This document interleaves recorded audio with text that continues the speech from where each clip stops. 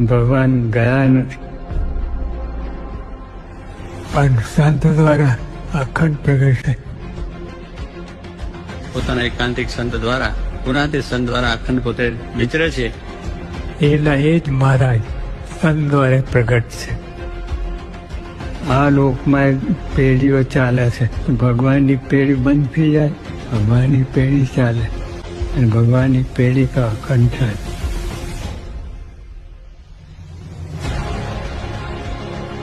તો એવો માર્ગ છે, એ ગુણાતીત સંતની પરંપરા એમને આપી છે. તો એ એકાંતિક જે ગુણ છે એના થકી એકાંતિક ધર્મ ચાલુ છે, મુક્ત દ્વારા ચાલુ છે, અને એ પ્રગટ છે ને છે.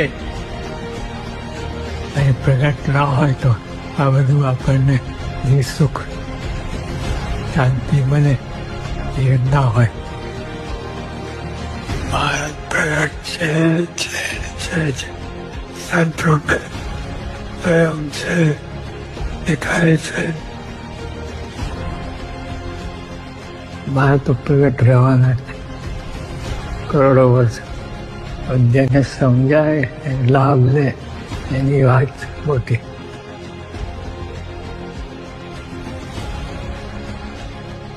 પણ આપણે સમજાતું નથી એટલે ઓછપ લાગે છે, અધૂરું લાગે છે.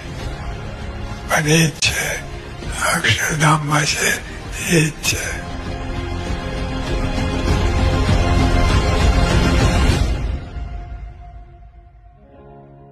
સાક્ષાત અક્ષર પુરુષોત્તમ મને પ્રગટ મળ્યા છે.